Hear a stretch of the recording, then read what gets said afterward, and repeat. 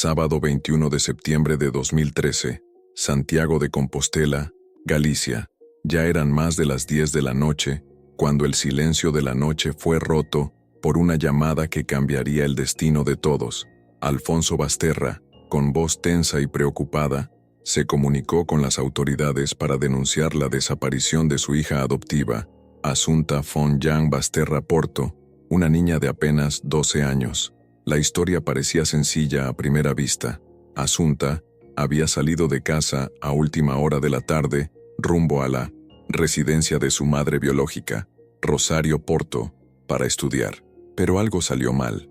Ella no regresó, y nadie sabía su paradero. La noticia corrió como la pólvora, y en cuestión de horas, toda la ciudad estaba en alerta. Voluntarios, policías e incluso perros rastreadores se movilizaron rápidamente, pero a pesar de sus esfuerzos, la ciudad se encontró ante una pregunta inquietante. ¿Cómo podía una chica tan conocida, siempre acompañada y vigilada, desaparecer sin dejar una sola señal? No había pruebas de secuestro, ni demanda de rescate, ni siquiera testigos que pudieran ayudar a comprender lo sucedido. Era como si Assunta se hubiera evaporado en el aire, desapareciendo sin dejar rastro. Sin embargo, lo que parecía un misterio desgarrador, rápidamente se convertiría en algo aún más macabro.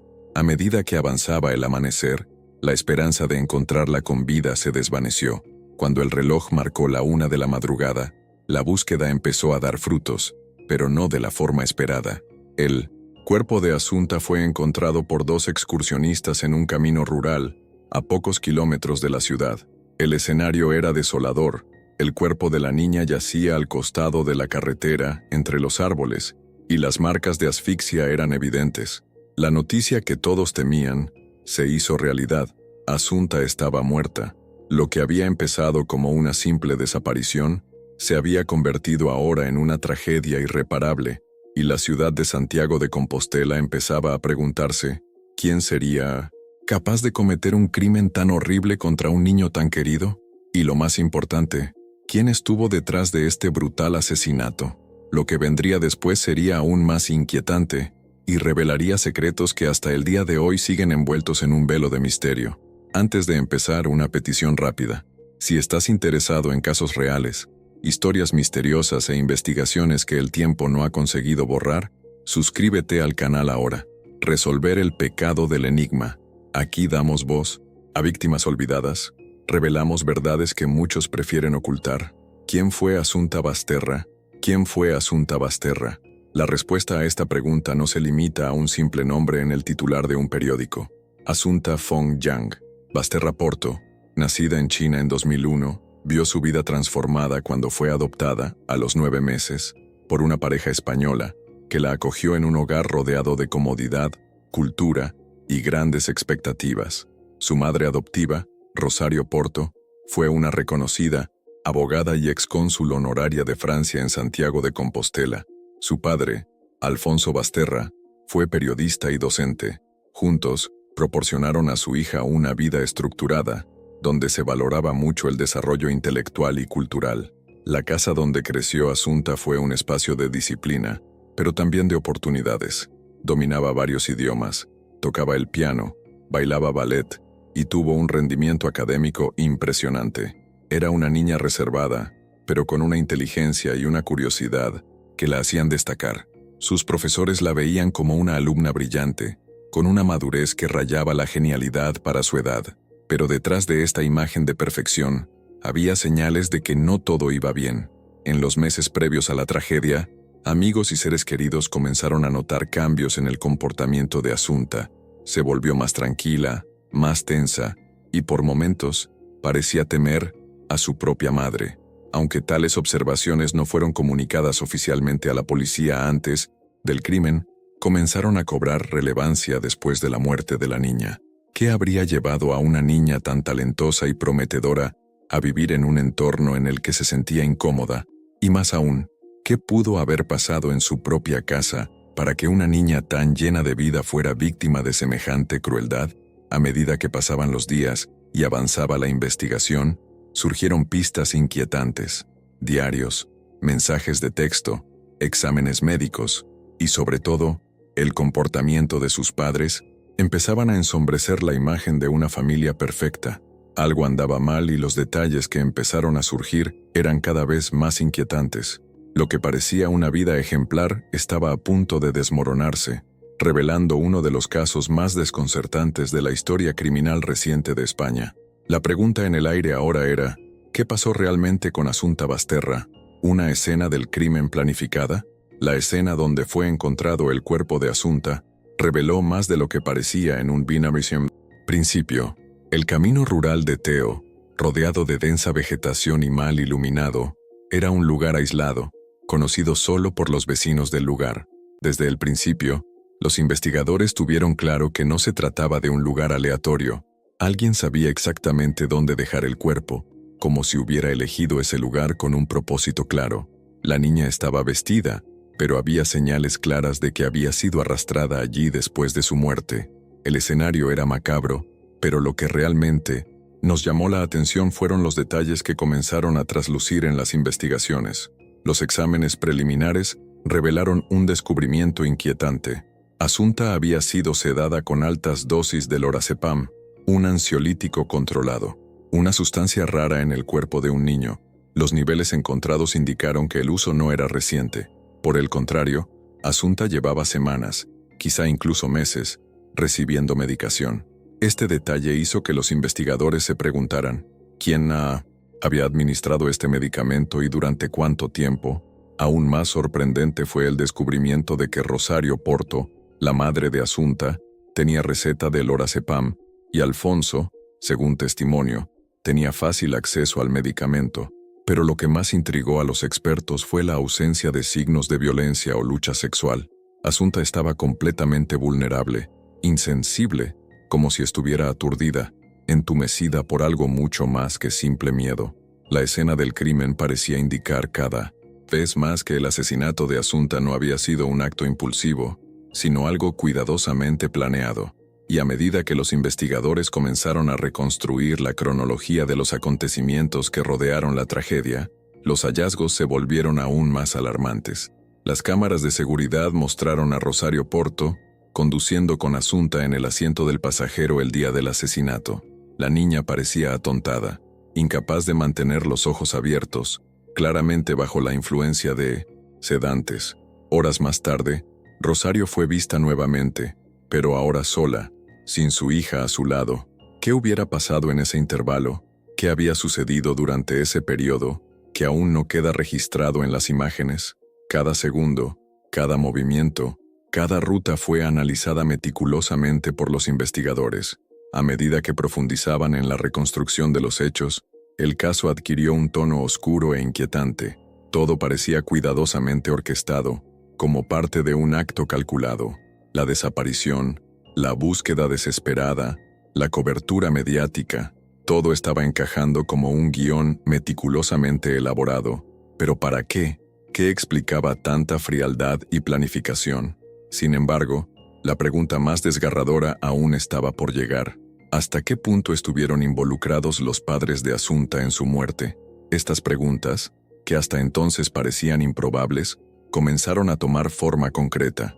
Y, a medida que surgieron más detalles, la verdad, que durante tanto tiempo pareció oculta entre discursos públicos y lágrimas, comenzó a emerger con fuerza abrumadora, como si quisiera finalmente revelar los oscuros secretos de una tragedia familiar.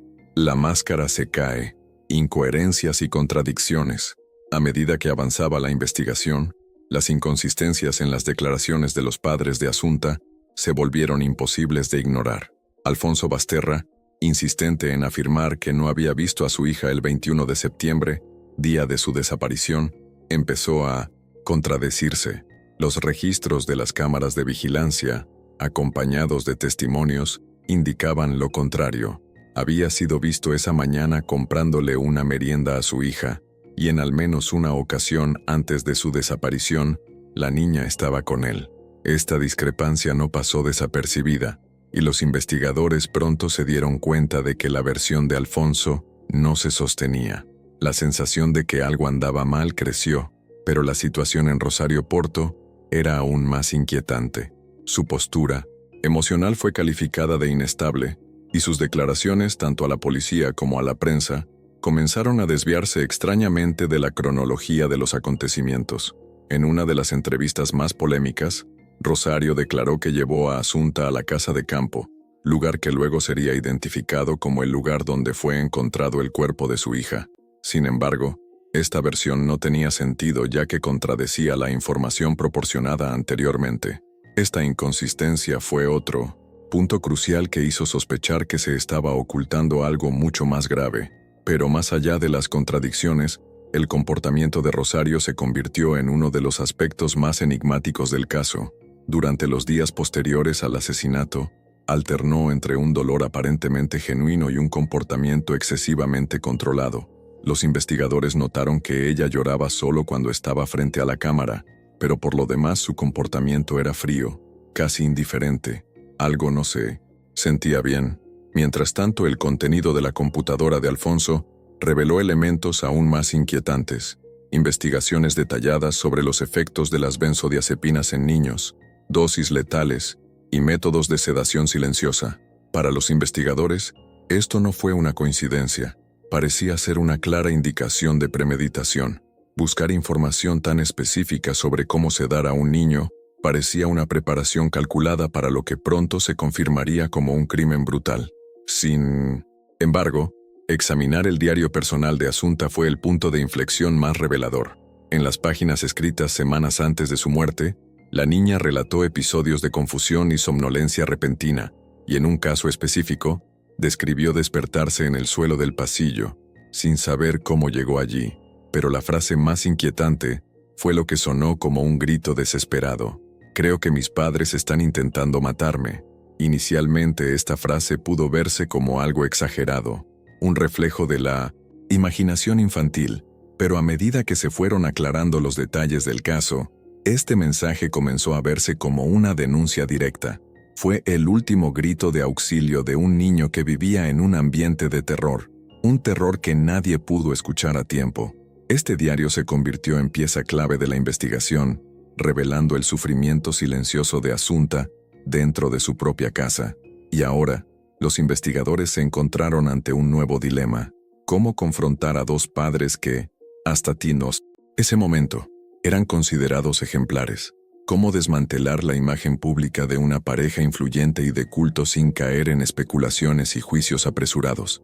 Y, lo que es más importante, cómo se puede demostrar la culpabilidad sin un motivo claro del asesinato, porque, a pesar de todas las pruebas que surgieron, la pregunta más inquietante aún seguía sin respuesta. ¿Por qué Rosario y Alfonso matarían a su propia hija? Estas contradicciones, que a primera vista parecían pequeños defectos, se acumularon revelando una red de engaños, mentiras y una frialdad aterradora que, poco a poco, desmoronó la fachada de una familia perfecta. La verdad era cada vez más innegable. El veredicto y las sombras que quedan, la detención de Rosario Porto y Alfonso Basterra, supuso un profundo shock para toda la sociedad española. El país, que seguía el caso con creciente atención, estaba dividido entre la incredulidad y la revuelta. ¿Cómo era posible que una pareja tan culta y exitosa pudiera planear un crimen tan brutal? La imagen de una familia perfecta quedó irreparablemente destruida, y la realidad de lo sucedido se reveló ante los ojos atónitos del público. Pero las pruebas, a estas alturas, eran irrefutables.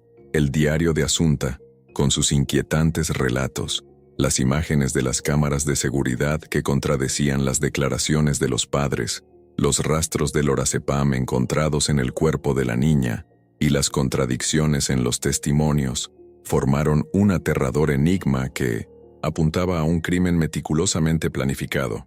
Ya no había dudas. El asesinato de Asunta no fue un acto impulsivo ni accidental. Fue un asesinato premeditado, orquestado por quienes se suponía eran los mayores protectores del niño. En 2015, tras un intenso juicio que dejó en vilo al país, Alfonso y Rosario fueron condenados a 18 años de prisión por homicidio calificado, con agravantes familiares y uso de una sustancia tóxica para sedación. El Ministerio Público aclaró que, aunque el móvil exacto aún era un misterio, había fuertes evidencias de que el crimen estuvo vinculado a una compleja dinámica de control emocional, psicológico e incluso financiero. Muchos expertos sugirieron que la adopción de Asunta, realizada en un momento de crisis matrimonial, se había convertido con el tiempo en una herramienta de manipulación mutua, utilizada por ambos padres para entablar disputas personales y venganza.